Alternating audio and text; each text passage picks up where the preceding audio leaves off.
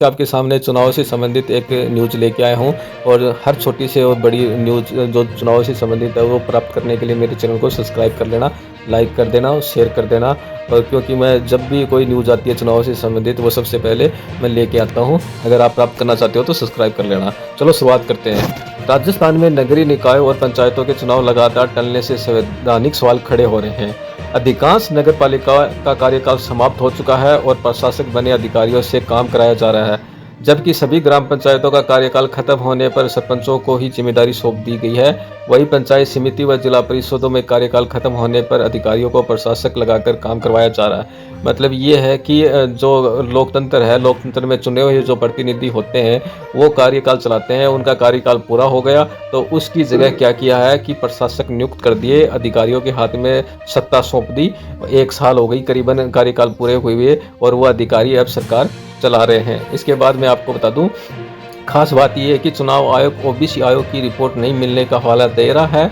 चुनाव आयोग कह रहा है कि मुझे तो ओबीसी आयोग की रिपोर्ट नहीं मिली, लेकिन सुप्रीम कोर्ट सुरेश महाजन बनाम मध्य प्रदेश सरकार के एक फैसले में ये भी व्यवस्था दे चुका है कि यदि ओबीसी आयोग की रिपोर्ट नहीं आई है तो राज्य निर्वाचन आयोग चुनाव करवा सकता है। ऐसा जो पहले भी हो चुका है, मध्य प्रदेश में चुनाव आयोग चाहे तो चुनाव करवा सकता है, लेकिन चुनाव आयोग सरकार की प्रतीक्षा कर रहा है। इसके बाद मैं आपको बता दूं कि चुनाव आयोग के पास क्या शक्तियां हैं, संवैधानिक क्या शक्तियां हैं।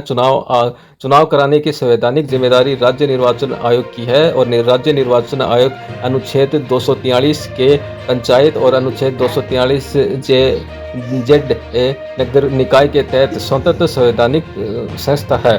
चुनाव की अधिसूचना जारी करने, कार्यक्रम तय करने और पूरी प्रक्रिया संचालन करने का अधिकार आयोग के पास है। मतलब 2 अनुच्छेद है, एक तो पंचायत से संबंधित है, एक नगरीय निकाय से संबंधित है। ये अनुच्छेद पूरा अधिकार देती है किसको? चुनाव आयोग को। वो कार्य प्रक्रिया और चुनाव कराने की संपूर्ण प्रक्रिया वो अमल ला सकता है और उसके पास ये शक्तियाँ है। चुनाव आयोग के पास चुनाव करवाने की संपूर्ण शक्तियाँ उसके पास संवैधानिक है।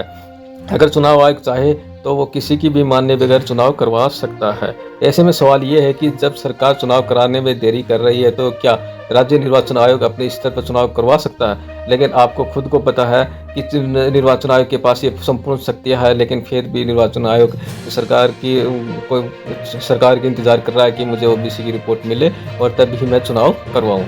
उसके बाद कोर्ट का क्या रुख है इसके संबंधित? सरकार की देरी नहीं बना सकते आधार।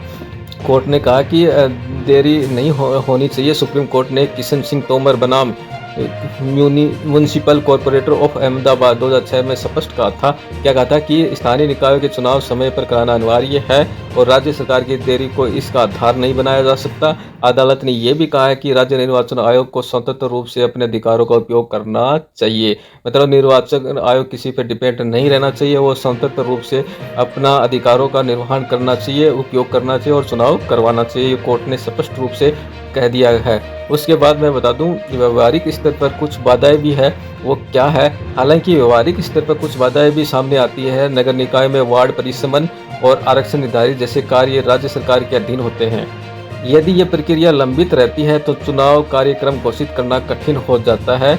इसके बावजूद पंचायत चुनाव के संदर्भ में स्थिति अपेक्षाकृत अलग है, क्योंकि पंचायतों की मतदाता सूची का कार्य लगभग पूरा हो चुका है। इसके बाद मैं आपको बता दूं, हाई कोर्ट ने कहा कि निर्वाचन आयोग आंख नहीं मूंद सकता। हाई कोर्ट की एकल पीठ 20 सितंबर 2025 को यह कह चुकी है कि निर्वाचन आयोग चुनाव में देरी पर आंख नहीं बंद कर सकता। यदि समय पर चुनाव कराने की संवैधानिक बाध्यता पूरी नहीं होती है तो राज्य निर्वाचन आयोग चुनाव की प्रक्रिया को आगे बढ़ाकर लोकतांत्रिक व्यवस्था को बहाल कर सकता है और बहाल करे। इसके बाद मैं आपको बता दूं, हालांकि हाई कोर्ट की खंडपीठ ने इस आदेश पर रोक लगाकर सरकार को राहत दे दी है, लेकिन हाई कोर्ट की खंडपीठ ने 14 नवंबर 2025 को और 31 दिसंबर 2025 तक परिसीमन की प्रक्रिया पूर्ण करने और 15 अप्रैल 2026 तक चुनाव कराने का आदेश दिया है। इस आदेश को सुप्रीम कोर्ट ने भी बरकरार रखा हुआ है। दोनों कोर्टों ने कहा कि 15 अप्रैल तक आपको चुनाव करवाने अनिवार्य है, आप चुनाव करवाइए 15 अप्रैल तक। इसके बाद मैं आपको बता दूं, आयोग का कार्यकाल ही 31 तक है।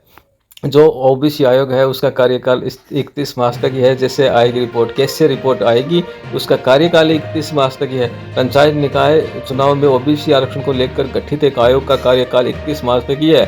ऐसे में आयोग की रिपोर्ट को लेकर सवाल उठना शुरू हो गए हैं। आयोग सरकार को चिट्ठी लिखकर स्पष्ट कर चुका है कि करीब 400 ग्राम पंचायतों के आंकड़े मिसमैच हैं और वे मिल नहीं पा रहे हैं। ऐसे में आयोग सर्वे कराने के रास्ते पर जा सकता है, लेकिन इसमें समय लगना तय है और आयोग का कार्यकाल बचा हुआ है 31 दिन। तो दोस्तों, आप बताइए मुझे कि ये चुनाव कब तक होने की संभावना है और कब तक नहीं है। आप कौन से डिस्ट्रिक्ट से हैं और वहाँ चुनाव का क्या माहौल चल रहा है और क्या सूचना निकल के आ रही है, मुझे ये कमेंट बॉक्स में ज़रूर बताना, क्योंकि मैं जो भी न्यूज़ लेके आऊँगा वो आपका तथ्य और चुनाव मीडिया और वो ऑफिशियल वेबसाइटों के मिलाकर के एक अच्छी सी न्यूज़ लेके आऊँगा। और चैनल को सब्सक्राइब कर लेना, लाइक कर देना और शेयर कर देना। थैंक यू दोस्तों।